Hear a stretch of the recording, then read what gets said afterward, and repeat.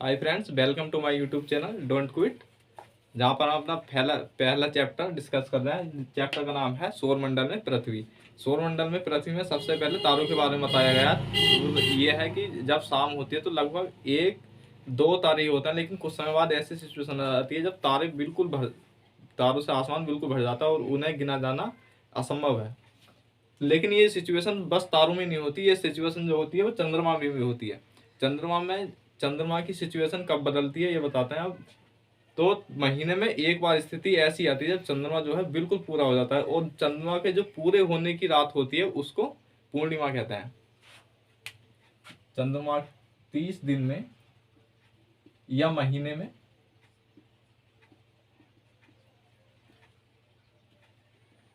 चंद्रमा के पूरे होने की रात, चंद्रमा के पूरे होने की रात क्या कहलाती है? पूर्णिमा कहलाती है। यानी एक महीने में एक सिचुएशन ऐसी आती है जब चंद्रमा जो है बिल्कुल पूरा दिखाई देता है, तो वो जो रात होती है वो पूर्णिमा की रात होती है। और इसके नाम पर भी ध्यान देंगे तो इसमें पूर्ण लगा हुआ है, यानी ये बता रहा है कि चंद्रमा जो है इस रात को पूरा हो जाता है। लेकिन अब इसके 15 दिन बाद ठीक विपरीत स्थिति होती है। 15 दिन बाद क्या होता है? 15 दिन बाद एक ऐसी सिचुएशन आती है जब ये चंद्रमा जो है बिल्कुल भी दिखना बंद हो जाता है। तो वो जो रात होती है वो अमावस्या की रात होती है। तो 15 दिन बाद जो चंद्रमा वो बिल्कुल नहीं दिखता। 15 दिन बाद चंद्रमा के न दिखने की रात, चंद्रमा के न दिखने की रात क्या है? अमावस्या। अमावस्या। तो पूर्णिमा और अमावस्या में जो डिफरेंस है वो बता दें कि पूर्णिमा में महीने में एक बार सिचुएशन ऐसी आती है जब चंद्रमा बिल्कुल पूरा दिखाई देता है, लेकिन उसके 15 दिन बाद एक बार ऐसी सिचुएशन आती है चंद्रमा बिल्कुल ही गायब हो जाता है। तो वो जो रात कहलाती है वो अमावस्या की रात कहते हैं। और अमावस्या की रात में हम आकाश में इतना मौसम साफ हो जाता है कि उसमें हम किसी भी चीज का अवलोकन कर सकते हैं। तारों को आसानी से देखा जा सकता है उस समय में। ध्रुव तारे की पहचान की जा सकती है। अभी आगे डिस्कस करेंगे ध्रुव तारे के बारे में।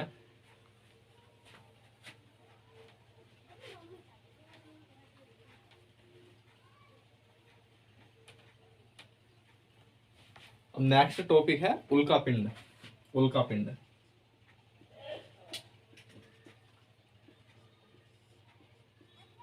उल्कापिंड उल्कापिंड क्या विशेषता? उल्कापिंड जो है, जो भी हमारे आकाश में जैसे सूर्य हो गया, चंद्रमा हो गया, तारा हो गया, ये उल्कापिंड ही है। और इनकी विशेषता यह है कि इनके पास अपना प्रकाश होता है, ये किसी के प्रकाश से प्रकाशित नहीं होता है। विशेषता क्या है इनकी? इनके पास अपना प्रकाश भी उसमें होती है। इनके पास अपना प्रकाश बे ऊष्मा होती है। इन्हें किसी के भी प्रकाश की जरूरत नहीं होती है। और सूर्य जो है उल्कापिंडी है लगभग, और सूर्य को भी एक तारे कहा जाता है। तो उल्कापिंड जो है वो ये है। अब इसके बाद में नेक्स्ट टॉपिक है नक्षत्र मंडल। नक्षत्र मंडल नक्षत्र मंडल नक्षत्र मंडल क्या है? नक्षत्र मंडल एक तारों का समूह ही है। जो तारों का समूह है वो नक्षत्र मंडल कहलाता है। नक्षत्र मंडल क्या है?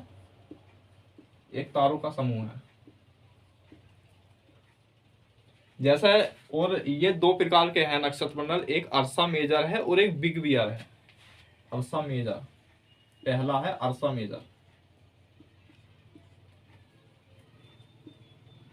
अर्सा मेजर और दूसरा है बिग बियर। Big beer. और अर्सा मेजर का जो एक नक्षत्र मंडल है जिसकी पहचान आसानी से की जा सकती है वो है सप्तऋषि।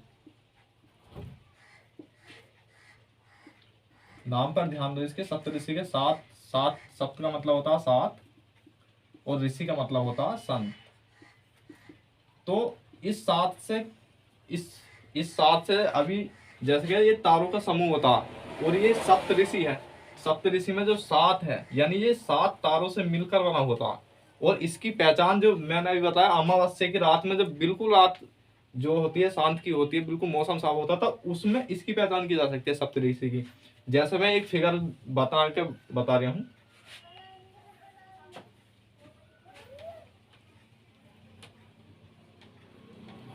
सप्तऋषि की पहचान कैसे की जाती है?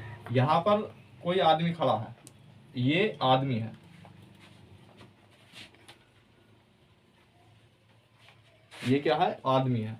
ये जो है, ये जो सप्तऋषि 7 तारे हैं, ये मैन है। ये जो 7 तारे हैं वो इस प्रकार से हैं, 1 2 और एक यहाँ पर जाएगा 3 4 5 6 और 7।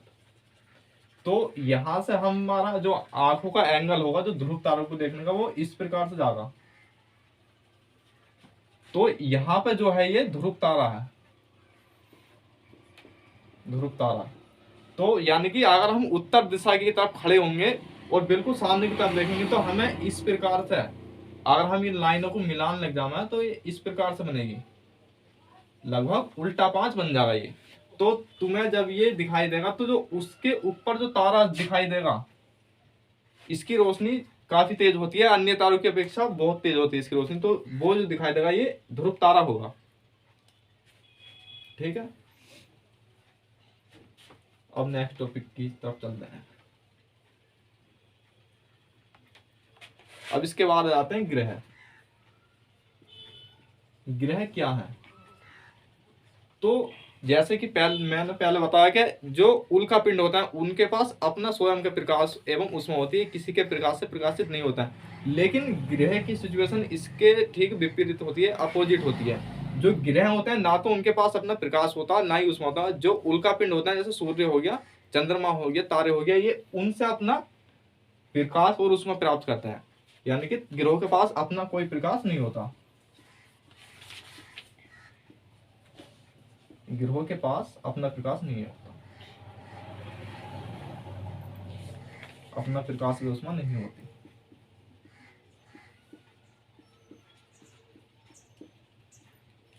अपना प्रकाश भी ऊष्मा नहीं होती है। जैसे पृथ्वी को ले लो, तो पृथ्वी क्या करती है? पृथ्वी भी एक ग्रह है, लेकिन पृथ्वी का अपना प्रकाश और ऊष्मा है नहीं। वो किससे? सूर्य से अपना प्रकाश और ऊष्मा लेती है। जैसे पृथ्वी हो गई, जहां पर हम रहते हैं, किससे लेती है? ये सूर्य से प्राप्त करती है ये अपना प्रकाश।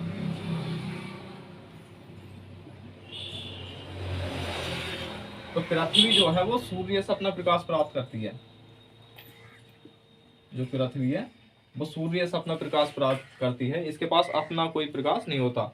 और चंद्रमा से जो पृथ्वी की दूरी है, चंद्रमा से पृथ्वी की दूरी,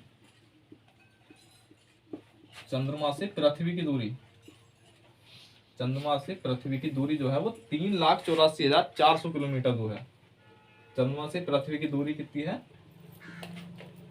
3,84,400 किलोमीटर दूर है पृथ्वी। लेकिन ये 3,84,400 किलोमीटर दूर, और जो सूर्य की दूरी है पृथ्वी से, सूर्य की दूरी, स्टार से पहचान हो रही इसकी, सूर्य से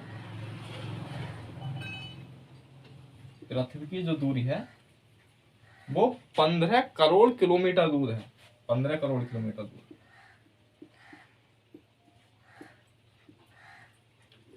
लेकिन चंद्रमा और सूर्य लगभग, इनके अगर हम आकार की बात करें, तो ये लगभग बिल्कुल बराबर ही दिखाई देते हैं। तो ऐसा क्यों है कि सूर्य की दूरी तो 15 करोड़ किलोमीटर है, तब भी वो उसके बराबर दिखाई दे, लेकिन चंद्रमा की मात्र 3,84,400 किलोमीटर है, तब भी वो बराबर दिखा। तो इसका जो रीजन है, जो ये चंद्रमा है, ये क्या है? पृथ्वी के अधिक पास है, और जो सूर्य है वो काफी दूर है पृथ्वी से। इसी यही कारण है कि जो दोनों लगभग समान दिखाई देते हैं। और चंद्रमा, एक फैक्ट है जो याद रखने वाला है, कि चंद्रमा पे सबसे पहले कौन गया था? तो चंद्रमा पर सबसे पहले 21 जुलाई सन 1969 को नील आर्मस्ट्रॉन्ग ने पैर रखा था। कितनी?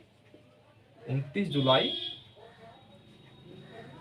1961 को नील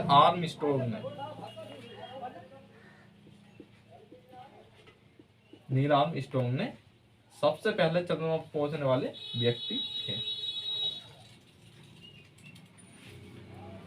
तो चंद्रमा, अगर हम चंद्रमा पे जाएं और चंद्रमा से हम पृथ्वी को देखें तो पृथ्वी भी हमें चंद्रमा से इतनी बड़ी दिखाई देगी जिस प्रकार हम जितनी पृथ्वी पे हम चंद्रमा को देखते हैं जितना बड़ा, अगर हम चंद्रमा पे जाएं तो पृथ्वी भी हमें इतनी बड़ी दिखाई देगी। और लगभग सेम ऐसे दिखाएगी। और चंद्रमा से पृथ्वी को अगर हम देखें तो पृथ्वी हमें बिल्कुल नीली दिखाई पड़ती है, जिसका जो कारण है पृथ्वी पर 2/3 भाग पर जल है। इसी कारण चंद्रमा से हम अगर पृथ्वी को देखेंगे तो वो हमें बिल्कुल नीली दिखाई पड़ती है। इसीलिए पृथ्वी को नीला ग्रह भी कहा जाता है। इसे नोट कर लो, पृथ्वी को नीला ग्रह भी कहा जाता है। अभी कर दिया, स्क्रीनशॉट ले लेना अगर जल्दी साफ कर दो। तो चंद्रमा से पृथ्वी को नीला ग्रह भी बोला जाता है। पृथ्वी क्या कहलाती? नीला ग्रह भी कहलाती है पृथ्वी, नीला ग्रह। और इसका कारण यही है कि पृथ्वी के 2/3 भाग पर जल पाया जाता है और चंद्रमा से अगर हम पृथ्वी को देखेंगे तो वो हमें नीली दिखाई पड़ती है, और कोई कारण नहीं, यही कारण है इसका। तो अब नेक्स्ट टॉपिक की तरफ चलते हैं।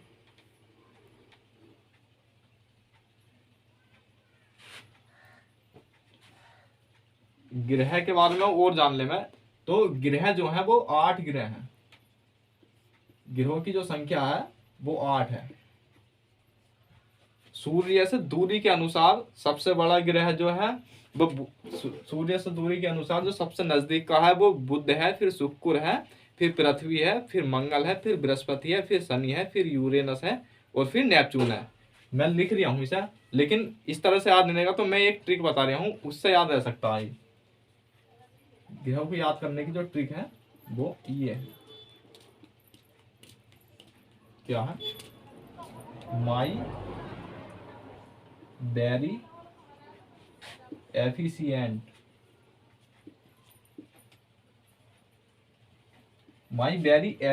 मदर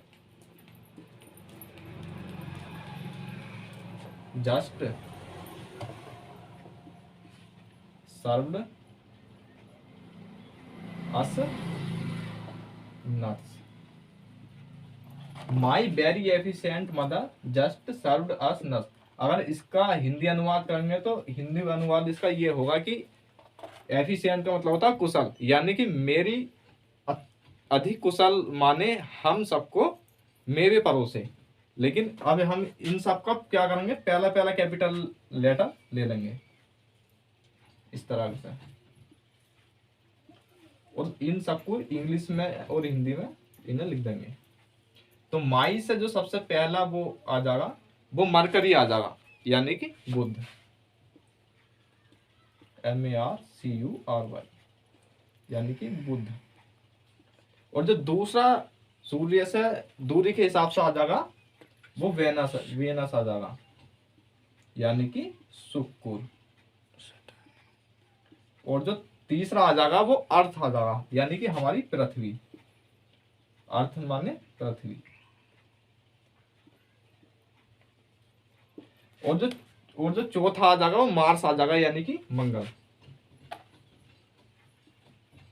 मार्स यानी मंगल। और फिर जो पांचवा आ जाएगा J4 जुपिटर आ जाएगा, यानी बृहस्पति। जुपिटर यानी बृहस्पति। जुपिटर यानी बृहस्पति। और फिर जुपिटर के बाद में जो छठा आ जाएगा वो सैटर्न आ जाएगा, यानी कि शनि।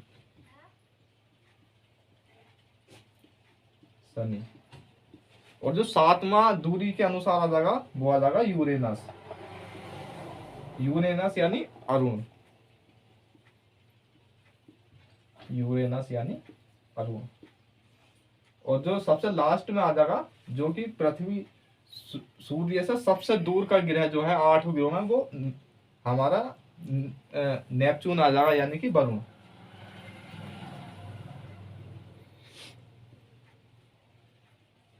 यानी कि वरुण। अब थोड़ी जो विशेषता है वो देख लेंगे। जो पृथ्वी है, पृथ्वी पर ही एकमात्र सभी ग्रहों में से जीवन पाया जाता है, और कोई भी ऐसा ग्रह नहीं है जिस पर जीवन पाया जाए।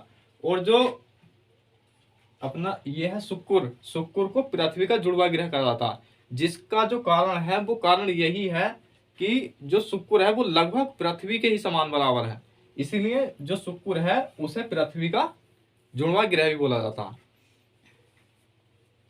और मंगल जो है सबसे गर्म ग्रह है,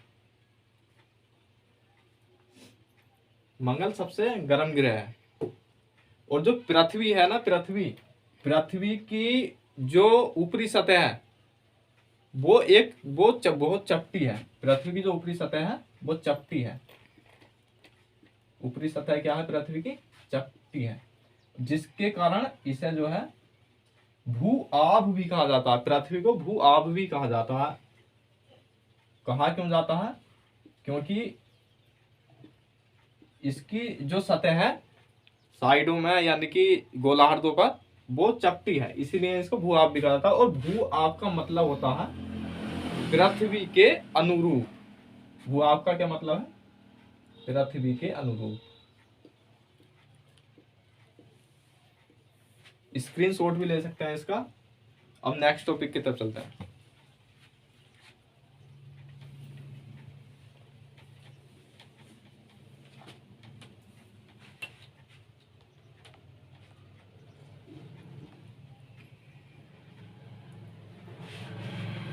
अब जो नेक्स्ट टॉपिक है वो क्षुद्र ग्रह।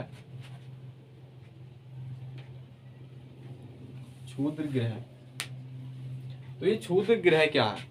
क्षुद्र ग्रह जो है वो छोटे छोटे पिंड ही हैं जो सूर्य के चारों ओर पास घूमते हैं, उसे ही क्षुद्र ग्रह कहा जाता है। यानी ये क्या है? छोटे छोटे पिंड हैं, छोटे छोटे पिंड हैं,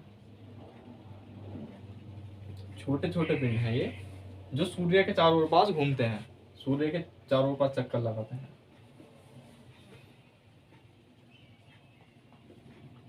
सूर्य के चारों ओर पास चक्कर लगाते हैं।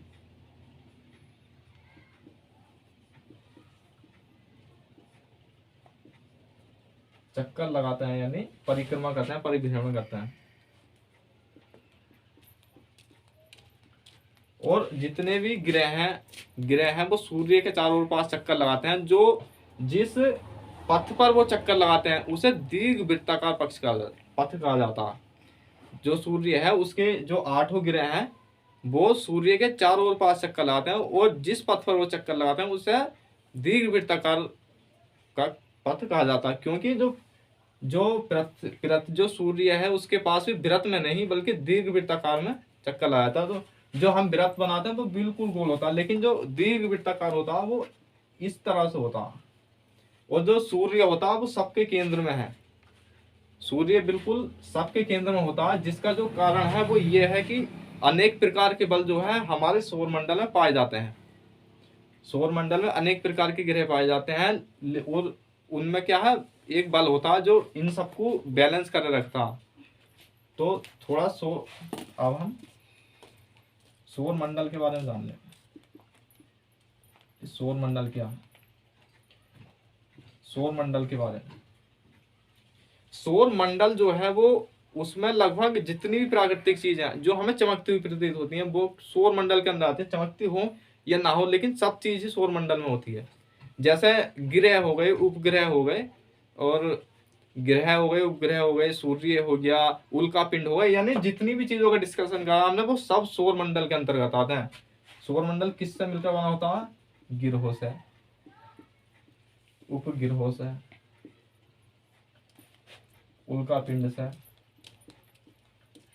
और इसी प्रकार जितनी भी चीजें डिस्कस करी वो सब सौर मंडल के अंतर्गत आती हैं। और सूर्य जो है सौर मंडल का मुख्य कहलाता है। रीजन यही है कि सूर्य सौर मंडल के बिल्कुल केंद्र में स्थित है। उसके चारों ओर पास जो है ग्रह पाए जाते हैं। तो सौर मंडल का जो मुखिया है वो सूर्य कहलाता है। और एक रीजन ये भी हो सकता है कि सूर्य ही लगभग सबको अपना प्रकाश देता है ज्यादा का, जैसे पृथ्वी हो गई और दूसरे ग्रह हुए उन्हें सूर्य, तो ये सूर्य जो है क्या है, ये सूर्य जो है ये मुखिया है सौर मंडल का, सौर मंडल का मुखिया है। और ये जो है सौर, जो एक इंटरेस्टिंग फैक्ट है इसके बारे में, यानी कि जो पौराणिक रोमन कथाएं हैं, पौराणिक रोमन कथाओं में सौर को सोल लिखा जाता था, जिसका मतलब होता था सूर्य से संबंधित, और उसी से ये सौर मंडल बना है, उसी से ये सौर मंडल बना है, यानी कि जो भी ये चीजें हैं सूर्य से संबंधित है। तो पौराणिक कथाओं में, पौराणिक रोमन कथाओं में, पौराणिक रोमन कथाओं में सूर्य को सोल कहा जाता था, सोल, और इसका मतलब होता था सूर्य के देवता, और इससे मिलकर ही सौर मंडल बना है। ठीक है, अब नेक्स्ट टॉपिक की तरफ चलते हैं।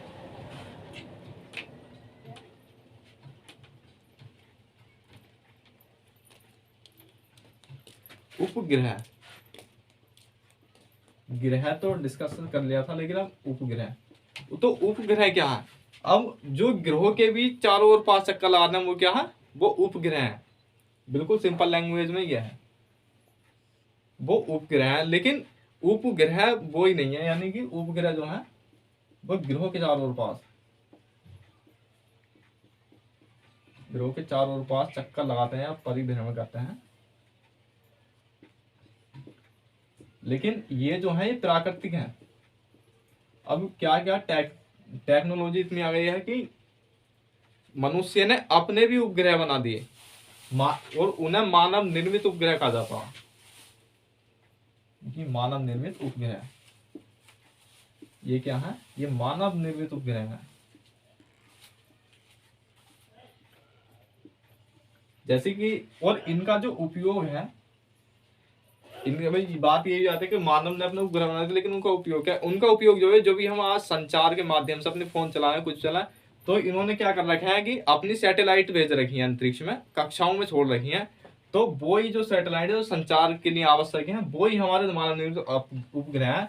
और कुछ मानव निर्मित उपग्रह हैं जो भारत के हैं, उनके नाम में लिखा नहीं, क्योंकि ये एग्जाम में पूछे जा सकते हैं। जैसे मानव निर्मित उपग्रह में एक है IRS है, और एक एडुसैट है।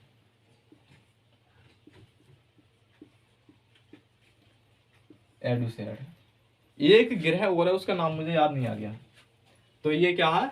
ये उपग्रह हुए। अब नेक्स्ट टॉपिक की तरफ चलते हैं हम।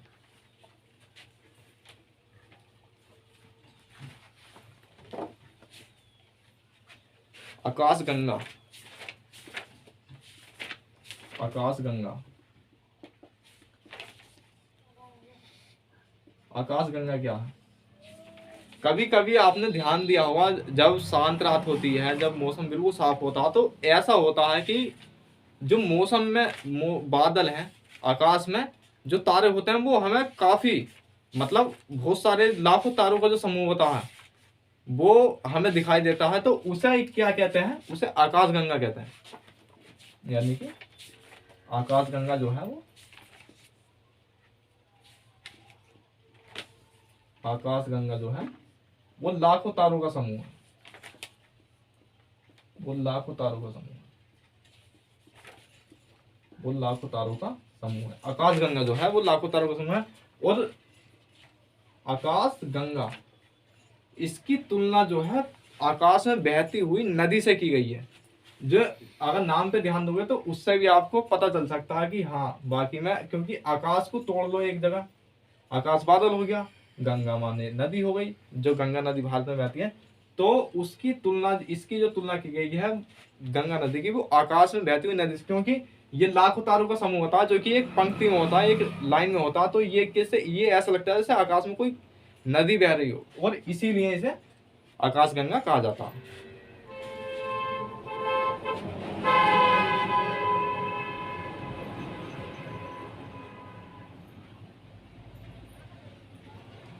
और एक फैक्ट यह है कि जो खगोलीय पिंड होते हैं उनका जो अध्ययन करने वाले होते हैं वो खगोल शास्त्री कहलाते हैं। अब भारत के भी कुछ खगोल शास्त्री हैं, जैसे एक फेमस खगोल शास्त्री हैं आर्यभट्ट, जिन्होंने काफी समय पहले ही बता दिया था कि जो सूर्य है उसके चारों ओर पास ग्रह चक्कर लगाते हैं।